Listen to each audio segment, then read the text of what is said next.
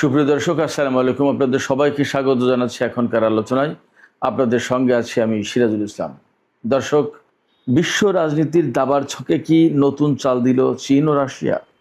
একদিকে শুরু হয়েছে দুই পরাশক্তির যৌথ মহড়া, অন্যদিকে প্রশান্ত মহাসাগরে চীনা সাবমেরিন থেকে ছোড়া হয়েছে পারমাণবিক অস্ত্র বহনে সক্ষম ব্যালিস্টিক ক্ষেপণাস্ত্র। এতে ক্ষুব্ধ জাপান, অস্ট্রেলিয়া ও নিউজিল্যান্ড। তাহলে কি ইন্দো প্যাসিফিকে শুরু হতে যাচ্ছে নতুন শক্তির সংঘর্ষ? আর আমেরিকার জন্য এর অর্থ কি? আজকের বিশ্লেষণে জানবেন পুরো চিত্র। দর্শক, বিশ্ব পরিস্থিতি এখন আমরা সবাই জানি টালমাটাল। মধ্যপ্রাচ্যকে কেন্দ্র করে পশ্চিমা রাজনীতি ভীষণভাবে উত্তপ্ত। বিশেষ করে আমেরিকা, ইসরায়েল এবং ইরানের মধ্যে প্রচণ্ড রকমের সামরিক উত্তেজনা। ইরানের পাশে চীন এবং রাশিয়া রয়েছে, একথা সবার জানা। যখন মধ্যপ্রাচ্য নিয়ে আমরা সবাই ব্যতিব্যস্ত, তখন পূর্বাঞ্চলে অর্থাৎ বিশ্বের পূর্ব দিকে চীন এবং রাশিয়া যৌথ মহড়া শুরু করেছে। একদম পুরো এক সপ্তাহ ব্যাপী চলবে এই মহড়া। 6 তারিখ অর্থাৎ আজ 6 জুলাই 2026 এই দিনে শুরু হলো চীন এবং রাশিয়ার যৌথ মহড়া। এই মহড়া চলবে আগামী 13 জুলাই পর্যন্ত। এরপরে এখানেই কিন্তু শেষ কথা নয়। এই মহড়া শেষের পরে পশ্চিম প্রশান্ত মহাসাগরে চীন এবং রাশিয়া যৌথ টহল অভিযান শুরু করবে। কতদিন চলবে এই যৌথ টহল অভিযান তা পরিষ্কার করে বলা হয়নি, তবে এই অভিযান যে চলবে যৌথভাবে এটা একদম পরিষ্কার, এটা লিখিত। প্রশ্ন আসছে, এই যে যখন বিশ্ব যথেষ্ট উত্তেজনা, মধ্যপ্রাচ্য নিয়ে যখন অনেকটা অগ্নিগর্ভ রাজনীতি এবং সামরিক নীতি, তখন পূর্বাঞ্চলে বিশ্বের পূর্ব অংশে এই যে মহড়া, এই যে যৌথ টহল প্রশান্ত মহাসাগরে, আসলে এগুলো আমেরিকা বা তার মিত্রদের জন্য কি বার্তা দিচ্ছে? রাশিয়া আসলে কি বার্তা দিতে চায়? চীন কি বার্তা দিতে চায়? দুই দেশ সম্মিলিতভাবে যৌথভাবে আমেরিকার জন্য আসলে কি বার্তা দিতে চায়, কি করতে চায় তারা? এপাশে একই সাথে আরেকটি গুরুত্বপূর্ণ খবর আছে, যেটা বলেছি, জাস্ট আমি আপনাদেরকে একটু স্মরণ করিয়ে দিই, তারপরে বিস্তারিত আলোচনা আসবো। চীন কিন্তু আজকে মহড়ার শুরুর দিনেই সাবমেরিন থেকে এমন একটি ব্যালিস্টিক ক্ষেপণাস্ত্র ছুড়েছে যে ব্যালিস্টিক ক্ষেপণাস্ত্র পরমাণু অস্ত্র বহনে সক্ষম। এটা কিন্তু বিশেষভাবে আমেরিকার জন্য স্পেশাল মেসেজ ক্যারি করছে, স্পেশাল সিগন্যাল। কি সেই মেসেজ আমি ভিডিওর পরের অংশে আলোচনা করব। প্রথমে যৌথ মহড়া কেন, এর গুরুত্ব কি, বিষয়টা কি, এইটা নিয়ে আমি মোটামুটি একটা দীর্ঘ আলোচনা করার চেষ্টা করি। আমরা সবাই জানি বেশ বহু বছর থেকেই চীন এবং রাশিয়ার মধ্যে কিন্তু ঘনিষ্ঠতা বাড়ছে, বিশেষ করে সোভিয়েত ইউনিয়নের পতনের পর এবং প্রেসিডেন্ট ভ্লাদিমির পুতিন ক্ষমতায় আসার পর। এই যে দুই দেশের ভেতরে পারস্পরিক সম্পর্ক বেড়েই চলেছে, ঘনিষ্ঠ হচ্ছে। এই সম্পর্ক বেড়ে চলা বা ঘনিষ্ঠ হওয়ার ভেতরে আরও কিছু ব্যাপার আছে।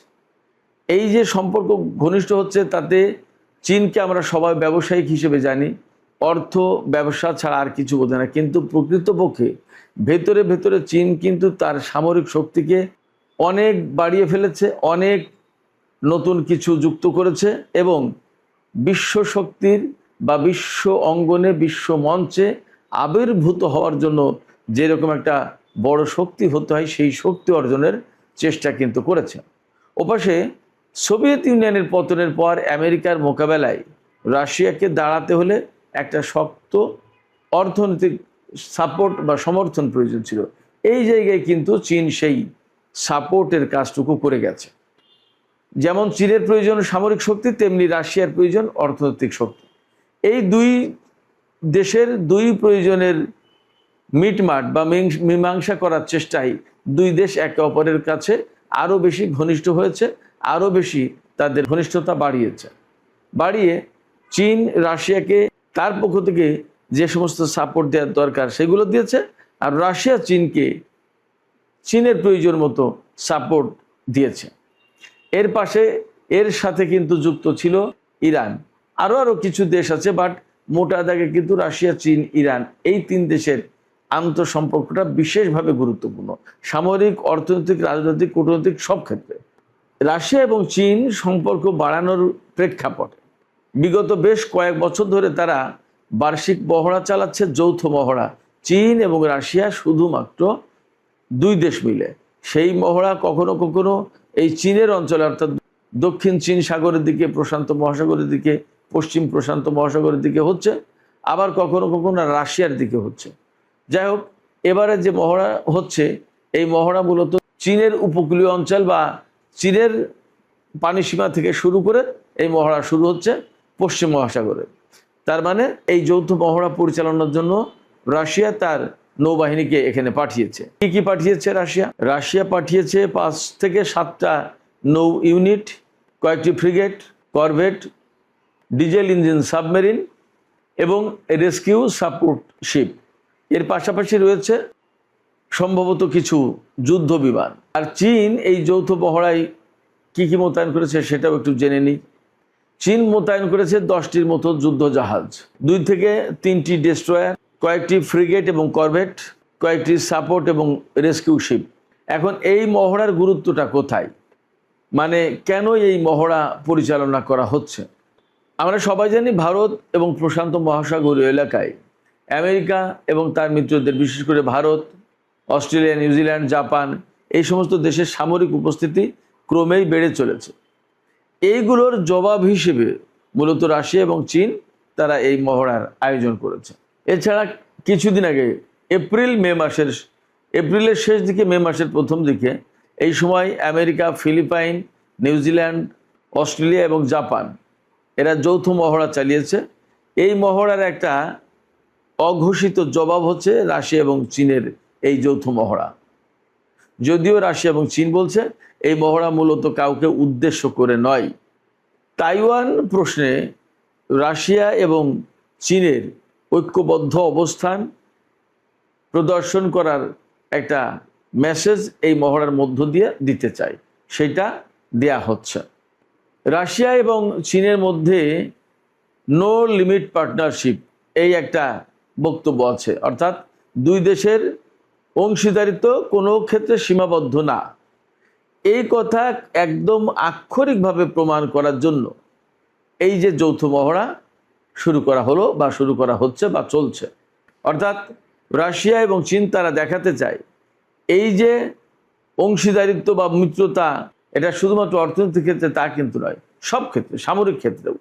এছাড়া আমি যে একটু আগে শুরুর দিকে বলছিলাম যে প্রশান্ত মহাসাগরে চীন এবং রাশিয়া যৌথ টহল অভিযান শুরু করবে। এই টহল অভিযানের মূল লক্ষ্য হচ্ছে যে তারা দেখাতে চায় যে প্রশান্ত মহাসাগরের মতো গভীর সাগরে চীন এবং রাশিয়া যৌথভাবে দীর্ঘমেয়াদী টহল অভিযান বা মহড়া বা তাদের উপস্থিতি বজায় রাখতে সক্ষম, মহড়া চালাতে সক্ষম, টহল অভিযান চালাতে সক্ষম। এই মহড়ার মধ্য দিয়ে আসলে চীন এবং রাশিয়া বিশ্ববাসীকে কি বার্তা দিতে চায় সেটাও কিন্তু আলোচনার দাবি রাখে। এখানে দুই দেশ যৌথ মহড়ার মাধ্যমে সারা বিশ্বকে সবচেয়ে বড় যে বার্তা দিতে চায় সেটি হচ্ছে চীন এবং রাশিয়া কৌশলগতভাবে একই ফ্রন্টে দাঁড়িয়ে আছে। এছাড়া এককেন্দ্রিক মার্কিন বিশ্ব ব্যবস্থা বা নিরাপত্তা ব্যবস্থা আমরা যাই বলি, তার বিকল্প শক্তি হিসেবে চীন এবং রাশিয়া তাদের নিজেদেরকে প্রতিষ্ঠা করতে চায়, প্রমাণ করে দিতে চায় বিশ্ববাসীর কাছে। তারা এটাও একটা বার্তা দিল যে শুধুমাত্র আমেরিকা নয়, বিকল্প শক্তি হিসেবে চীন এবং রাশিয়া উঠে আসছে। তার মানে এখানে পরিষ্কারভাবে যে এককেন্দ্রিক বিশ্ব ব্যবস্থা বা একমুখী যে নিরাপত্তা ব্যবস্থা, এই নিরাপত্তা ব্যবস্থা এবং বিশ্ব ব্যবস্থাকে চ্যালেঞ্জ করে তার বিকল্প শক্তি হিসেবে নিজেদেরকে দাঁড় করাচ্ছে। এখান থেকে মূলত তারা একদম পরিষ্কার বার্তা দিতে চায় যে ইন্দো প্যাসিফিকে পশ্চিমা জোট এককভাবে তাদের আধিপত্য বিস্তার করে থাকতে পারবে না। তার মানে এখানে চীন এবং রাশিয়া সরাসরি তাদের জন্য চ্যালেঞ্জ, পশ্চিমাদের জন্য একদম পরিষ্কার চ্যালেঞ্জ, ঝুঁকি, হুমকি যাই বলেন। এই যে দুই দেশের যৌথ মহড়া, এই যৌথ মহড়ার থেকে আমরা যে সমস্ত বার্তা তা তো পেলাম, গুরুত্ব কি এটাও মোটামুটি কম বেশি বুঝেছি। এখানে আমি আরেকটু বলি, ইরানের সাথে আমেরিকার যে যুদ্ধ, এই যুদ্ধের সবচেয়ে বড় যে ঝুঁকিটা চীন এবং রাশিয়ার জন্য, সেটা হচ্ছে এই যে ভেনিজুয়েলার তেল সম্পদ আমেরিকার দখলে নিয়ে ফেলেছে। ইরানকে যদি কবজা করে ইরানের তেল সম্পদ, জাতীয় খনিজ সম্পদ, সমস্ত সবকিছু যদি দখল করে নিতে পারত আমেরিকা, এবং মধ্যপ্রাচ্যে তার একদম অবাধ প্রভাব প্রতিপত্তি বিস্তার করতে পারত, তাহলে চীনের কিন্তু মধ্যপ্রাচ্যে প্রবেশাধিকার একেবারে সীমিত হয়ে পড়ত। তখন আমেরিকা চীনকে এক ধরনের কৌশলগত ফাঁদে ফেলে দিত। চীনের আওতায় বা নিয়ন্ত্রণে যে শতকরা 70% রেয়ার আর্থ ম্যাটেরিয়াল আছে, এই রেয়ার আর্থ ম্যাটেরিয়াল নিয়ে তখন আমেরিকা চীনের সাথে দর কষাকষি করত, যে তুমি ইরান থেকে বা মধ্যপ্রাচ্য থেকে তেল গ্যাস নিতে পারো, তবে আমাকে এই রেয়ার আর্থ ম্যাটেরিয়ালের অন্তত 50% কন্ট্রোল দিতে হবে। তখন কিন্তু চীনের জন্য মহা বিপদ ছিল। তো মহা বিপদ যখন, তখন চীন তো বসে থাকবে না, ফলে ইরানকে সাপোর্ট দিয়েছে চীন, রাশিয়া দুই দেশই। এবং এই যুদ্ধ যখন একটু তুলনামূলক বেটার সিচুয়েশনে পৌঁছেছে, আপাতত বন্ধ আছে, তখন কিন্তু চীন এবং রাশিয়া নিজেদের বাকি অস্ত্র ঝালাই করে নিচ্ছে, পরীক্ষা করে নিচ্ছে, এবং তারা এর ভেতর দিয়ে তাদের সামরিক পরীক্ষার প্রস্তুতিটাও কিন্তু যাচাই করবে। কারণ এখানে এয়ার ডিফেন্স সিস্টেম এবং অ্যান্টি সাবমেরিন সিস্টেম, এইগুলো পরীক্ষা নিরীক্ষা করবে চীন এবং রাশিয়া। খেয়াল করুন, খুবই টেকনিক্যাল এবং খুবই স্পর্শকাতর বিষয়গুলো, যে অ্যান্টি সাবমেরিন এবং এয়ার ডিফেন্স সিস্টেম, এগুলোর পরীক্ষা নিরীক্ষা করবে রাশিয়া এবং চীন। তার মানে আমেরিকার সাথে যদি আকস্মিকভাবে সংঘাত শুরু হয়, বা নেটো জোটের সাথে অথবা ইউরোপের সাথে রাশিয়ার, তাইওয়ান ইস্যুকে কেন্দ্র করে আমেরিকার সাথে চীনের, তাহলে তারা যাতে এইগুলো পরীক্ষা নিরীক্ষা করে আগেই ঠিকঠাক করে রাখতে পারে, এবং তারা যাতে সময় মতো বা প্রয়োজন মতো ব্যবহার করতে পারে। এপাশে আমি প্রথমেই বলেছিলাম যে চীন যে সাবমেরিন থেকে ক্ষেপণাস্ত্র ছুড়ল, এর গুরুত্বটা কি আসলে, এটা তো বিশাল একটা ব্যাপার। এই কথাটা আমি এখন আলোচনা করি। একদম সরাসরি সর্বপ্রথম যে বিষয়টা, সেটা হচ্ছে, যেহেতু সাবমেরিন পানির নিচে দিয়ে চলে, সেক্ষেত্রে লোকচক্ষুর আড়ালে থাকে, সাবমেরিন থেকে পরমাণু ওয়ারহেড বহন করা বা বহন করতে সক্ষম এই রকম ক্ষেপণাস্ত্র পরীক্ষা করার মানে হচ্ছে আমেরিকার ভূখণ্ড আর নিরাপদ থাকবে না।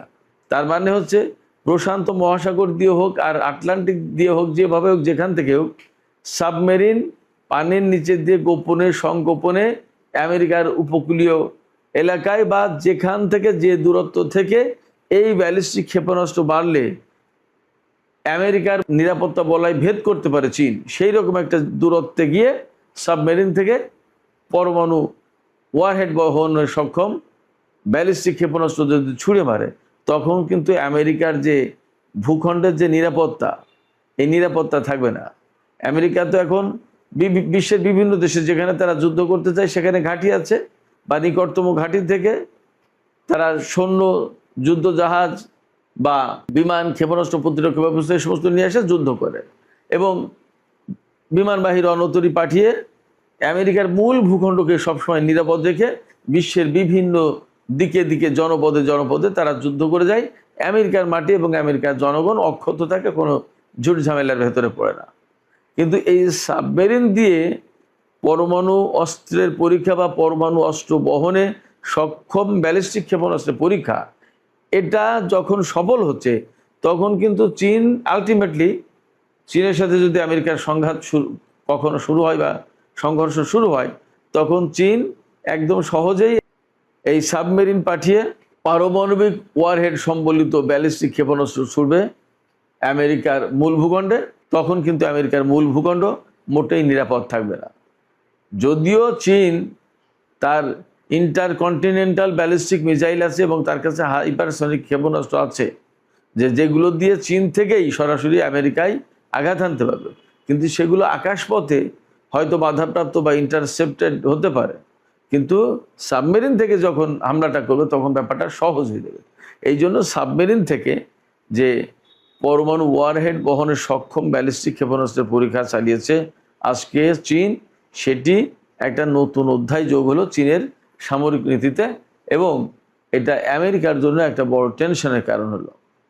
এই ক্ষেপণাস্ত্রের পরীক্ষা চালানোর পর নিউজিল্যান্ড, জাপান এবং অস্ট্রেলিয়া ক্ষুব্ধ প্রতিক্রিয়া ব্যক্ত করেছে। তারা খুব রাগ করেছে, তারা দুঃখিত হয়েছে, তারা ক্ষুব্ধ হয়েছে চীনের উপরে, যে কেন এরকম একটা পরমাণু ওয়ারহেড বহনে সক্ষম ক্ষেপণাস্ত্রের পরীক্ষা চালাচ্ছে, তাহলে কি চীন আমাদেরকে মারতে চায়?